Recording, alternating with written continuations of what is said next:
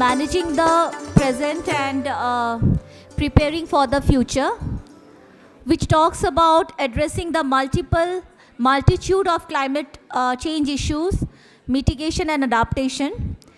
The session also talks about how the multifaceted impact of climate change on rural communities and small farmers, outlining some of the practical mitigation and adaptation strategies.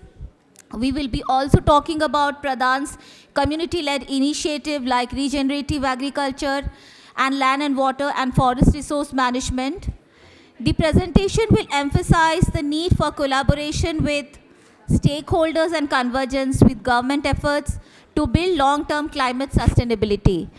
So for this session, I will request Mr. Manas Satpathy to come on the stage. Manas has been instrumental in promoting inclusive livelihoods and sustainable development in rural India.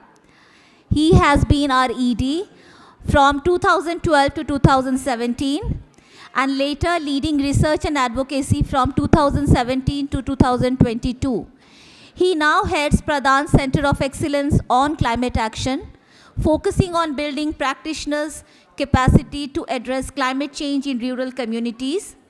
Manas also serves on various non-profit boards, contributing his expertise in natural resource management and rural resilience. His leadership continues to shape impactful climate action and rural development strategies across India. So please let us welcome Manas.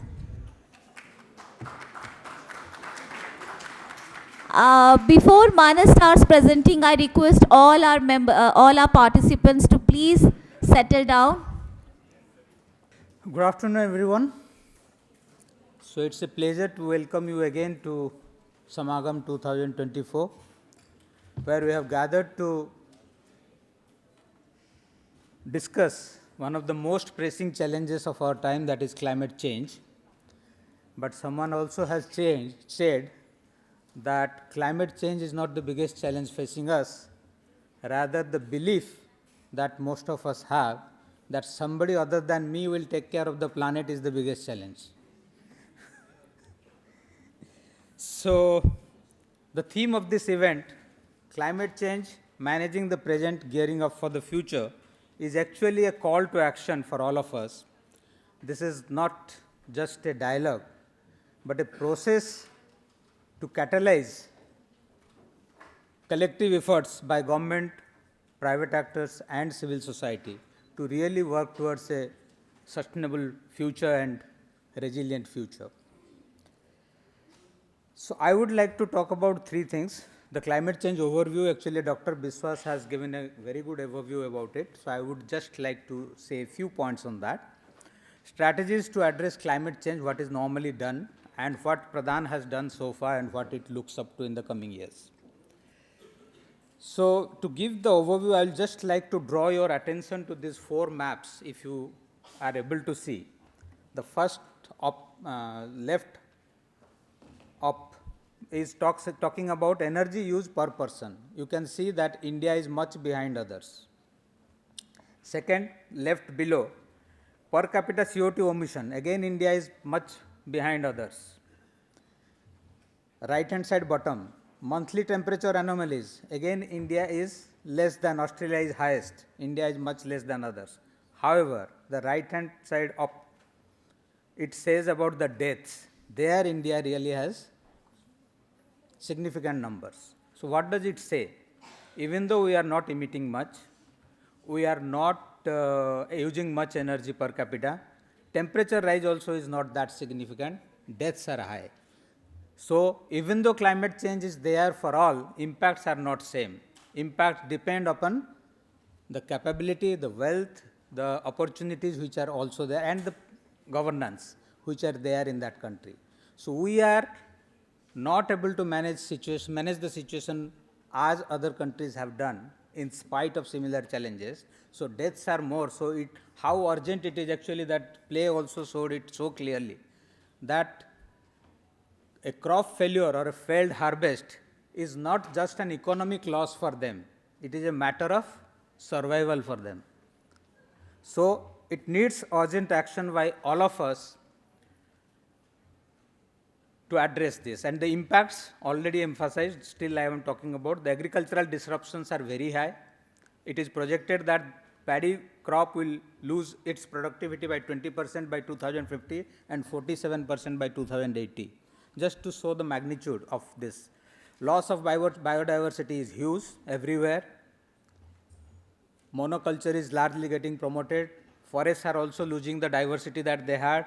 Water scarcity, it is already talked about. Migration, landowners are becoming migrant workers. And it is affecting their next generation also, because next generation also is not getting educated. So it has a chain effect. Actually, one research says that there is a very close correlation between climate change and inequalities. More inequalities are there in a country, that gets into a vicious cycle, at least for the poorest persons, more than others, because of the same climate change. So health impacts, again, especially on women, is severe, because they are exposed to extreme climates more because of water collection or agricultural activities than men. That also studies say. So health impacts, even though are there for all, especially women's health is significantly affected by climate change. Now, what is done largely? Adaptation, that means because this climate change that has happened is going to stay. It is not that if we reduce the emission today, tomorrow we will get back to the old climate that we had. It is not so. The change that has happened, it is going to stay. So we have to do something, do everything actually, to help people adapt to the change that has happened. And at the same time, we need to reduce the emissions, which is called mitigation, so that it doesn't further worsen. So both needs priorities. However, if we talk about the people whose survival is questioned, adaptation is an immediate thing that we should do. So in the name of adaptation, actually many things are done, like natural resource management is an important thing, forest conservation, biodiversity, prioritizing agroforestry and agrohorticulture rather than only agriculture, because round the year crop cover is required for soil, improving soil health, increasing carbon sequestration. And that will again increase the recharge and improve the water table. So rainwater harvesting, more and more water conservation, so that water scarcity can be addressed. Regenerative farming, so that more carbon. Regenerative farming actually is both. It is an adaptive measure as well as mitigation measure. Solar lift irrigation, again, it is both. It is a mitigation measure, and it will also help people adapt to the water crisis that they are facing. So while India is spending a lot of resources on helping rural communities adapt to climate change, the scale of spending is still grossly inadequate. Today, you all must be knowing, I think the major program that we have to help rural communities adapt is MGNREJ. And we all know, because we are working in the grassroots, so what is its situation on the ground, to what extent actually we are able to use it for really helping farmers adapt, that we all know. So resource efficiency is there, and also program implementation is an issue. In mitigation, the three things mainly are talked about, and accordingly India has made the commitments in Paris Agreement, the NDC. So it has committed for transition to renewable energy, it has committed that 50% of its requirement will be met by 2030 from renewable sources, regenerative agriculture, sustainable forest management. These three are major actions, because forest, soil and sea are the major sinks for carbon. So we have to act to bring the carbon back from the air to the soil and forests. So these three are the major mitigation measures, but let me give you a data that in 2023-24 budget, the mitigation measure budget increased by 48.15%, while adaptation measures budget only increased by 1.63. We all know that NREJ budget was reduced. So there is a budget constraint, and there is also a concern about resource use efficiency to prioritize livelihoods of the poor people who are most affected, whereas they have contributed to the crisis the least.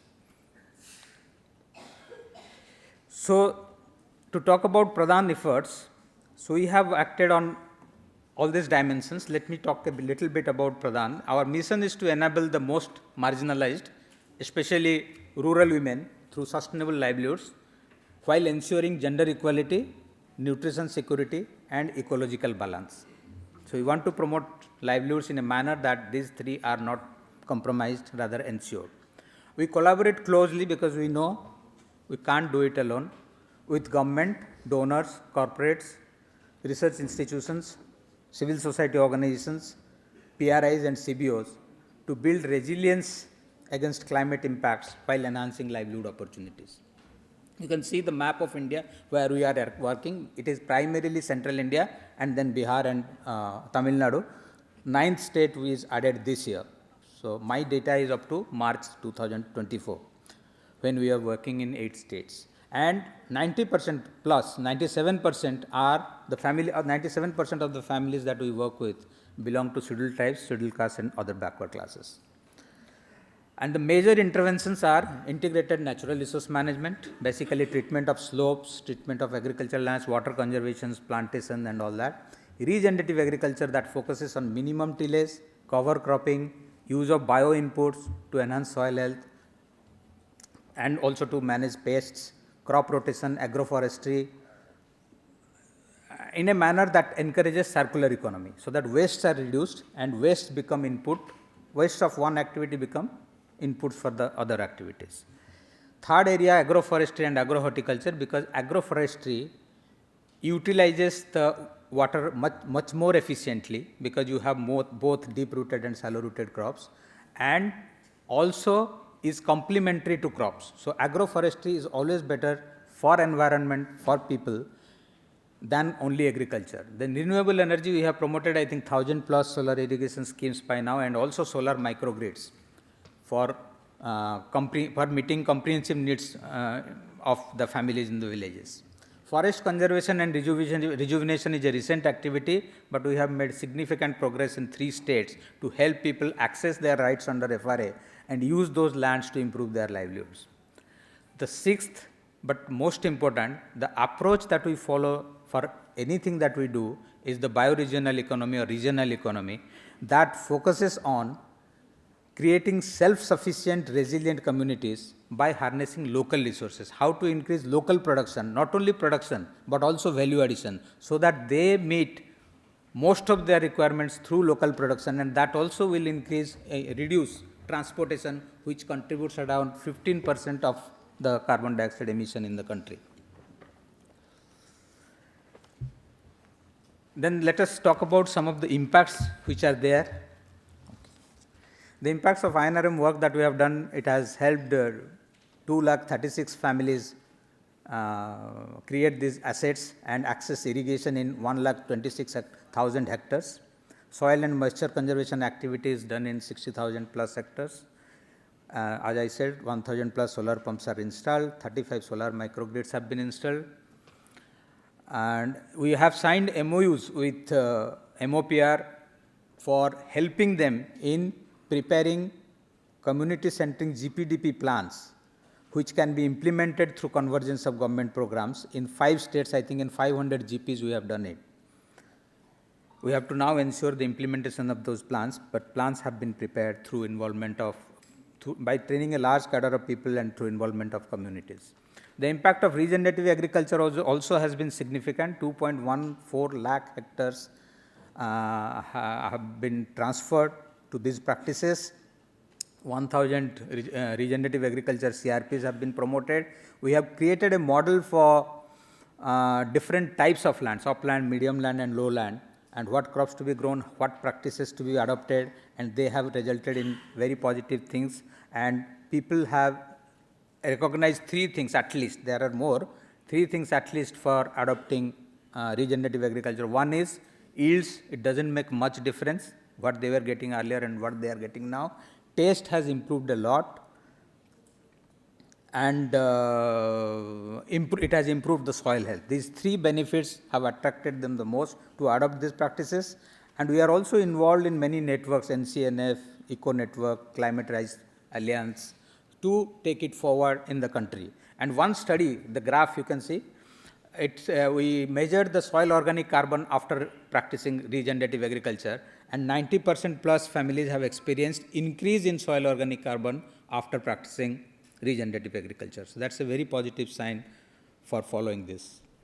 Third area, that is forest management. It is new, but we have done significant work in 3 states. So 7,938 villages have been covered under this, and we have formal MOUs with government, civil society organizations, and organizations like Landstack, CRISP, who have brought in technologies to digitally map the lands, and it helps in documentation, and that has resulted in 996 families accessing CFR rights, and 1,629 families have accessed IFR rights. That is, they have already accessed, but others are in process. So many applications, like 35,274 applications for IFR are there at the Gram Sabha level, have been approved. So 37,435 farmers in NTAP based livelihoods already covered, and 2,53,000 saplings have been planted. Seed balls is a new technology which is largely adopted by people to increase plantation, and plantation density has increased. We have the maps also.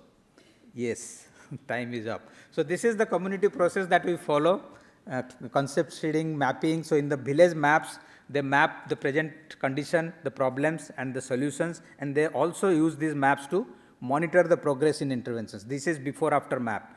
You can see the yellow area, which is one cropped area, single cropped area, is still significant after treatment, but most of the single crop is now protected. At least they have access to protective irrigation to ensure at least one crop. And significant increase in the green area, you can see those are all double cropped area. So, and a study has revealed that where 71% families were migrating before intervention, after intervention, Deloitte has studied it, third party evaluation, 7% it is, and mostly youths. So that is the impact because of such water conservation and regenerative agriculture and forest regeneration work. So just I will share with you a model that has emerged for convergence. It is there in multiple states. There are minor differences from state to state. I am sharing with you the model that we have gone for in Chhattisgarh, that government has created a cell which PRADAN anchors, SPMU it is called, State Project Management Unit, and then they have involved 12 CSOs who have the role to handhold the community and help them plan, and through convergence of government programs, all those plans are implemented, even though it started with only MGNREG and water conservation was the immediate focus, but gradually more, and when you create a receptacle, then you can attract convergence, you can ensure convergence, attract funds from different departments, and that is what has happened both in Chhattisgarh, Odisha, West Bengal, in all other places where we have gone for this kind of an arrangement. And BRLF, ABA, Ford Foundation have supported the NGO cause. They have helped in designing program implementation strategies and monitoring, and overall I will say efficiency has improved because of their involvement. And they have facilitated new linkages also. So these kind of models are emerging for multiple actors to work together, bring in different competencies, complementary competencies, and really impact at a scale. So these are some of the results, again the numbers, how many have been achieved in Chhattisgarh because of that collaboration. It is much more than a single organization can ever achieve. 2,222 crore have been mobilized. Okay, now to sum it up, I would say this C, that climate change, has really become very big because of our ignorance and neglect in so many years. Now we need at least 3 C's to tackle it to a level that we can call reasonable, and they are that community centric, already emphasized, and community centric not only because they can, their plans will be implemented, only then we can enhance their capacity, because poverty is more because of capability deprivation rather than income deprivation. So in the process that will enhance their capacity only is the right process, because we can never be with them for addressing all the challenges. Challenges will be there because this climate change has created a situation where only uncertainty is the only certainty that we have for future. So communities' capacity building is non-negotiable. Second thing, convergence. Doing irrigation somewhere, doing agriculture extension somewhere else, promoting FPO in another place will never result in what is desired. So there has to be convergence. So the system change that has to happen is that how to ensure convergence of programs from multiple departments, multiple entities for the same community. That is what is the need of the time. And third is collaboration. No actor is adequately resourced or competent to really address the challenge. Collaboration is the only norm that can really address the challenges. So these C's have to be focused on. This is what we have learned from our experience, and with that we have dreamt of reaching 10 million most vulnerable women in next by 2030 through water security, forestry growth, and regenerative agriculture and sustainable livelihoods in partnership with all of you and many others. So climate change is just not a distant threat, it is here and now, as we saw. So it only requires all of us to understand it, come together and rise to the occasion to really make a difference. Thank you. I look forward to the discussions ahead and the ideas we will come up with in today and tomorrow, so that we really can go for a future that is more resilient and more progressive. Thank you. Time exceed ho gaya.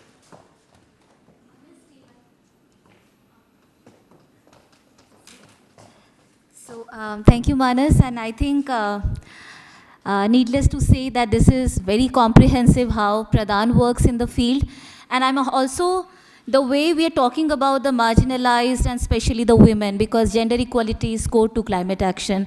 And if you are talking, and I think in the theater also we saw who gets impacted most, and involving them in the planning, in the collaboration, in all decision making is key to climate action.